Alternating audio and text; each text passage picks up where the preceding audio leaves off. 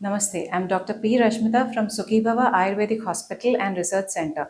Infertility, female infertility cases ఈ మధ్య చాలా పెరగడం చూస్తున్నామండి. అది మెయిన్‌గా వాళ్ళ సెడెంటరీ లైఫ్ స్టైల్ వల్ల ఉండొచ్చు. లేదా చాలా స్ట్రెస్‌తో గురి అయిన వాళ్ళలో చూస్తూ ఉంటాము. ఫెయిల్డ్ ఐయుఐ కానివ్వండి, ఫెయిల్డ్ ఐవీఎఫ్స్ కానివ్వండి, ఇలాంటి కేసెస్ కూడా లాస్ట్‌కి మన దగ్గరికి వచ్చి పాజిటివ్ రిజల్ట్స్‌తోని వచ్చిన కేసెస్ ఎన్నో ఉన్నాయి. సో, ఈ కేసెస్‌లో ఏమవుతుంది అంటే ఫస్ట్ ఆఫ్ ఆల్ వాళ్ళకి డయట్ ప్రకారం డయట్‌తో పాటు వాళ్ళకి వాళ్ళ డైలీ దినచర్య అడ్వైస్ చేయడం జరుగుతుంది. వీటితో పాటు వాళ్ళు తీసుకున్న ఆహారంతో పాటు ఏ ఆహారం తీసుకోకూడదు, ఏ ఆహారం వల్ల వాళ్ళకి ఈ బాడీలో టాక్సిన్స్ అన్నది జమ అవుతున్నాయో ఇవన్నీ మనం చూడడం జరుగుతుంది. సో ఈ బాడీ టాక్సిన్స్ అన్నది పోవాలి అంటే వాళ్ళకి వమనం చికిత్స, విరేచన చికిత్స, వేరే పంచకర్మ చికిత్సలు కూడా అడ్వైస్ చేయడం జరుగుతుంది.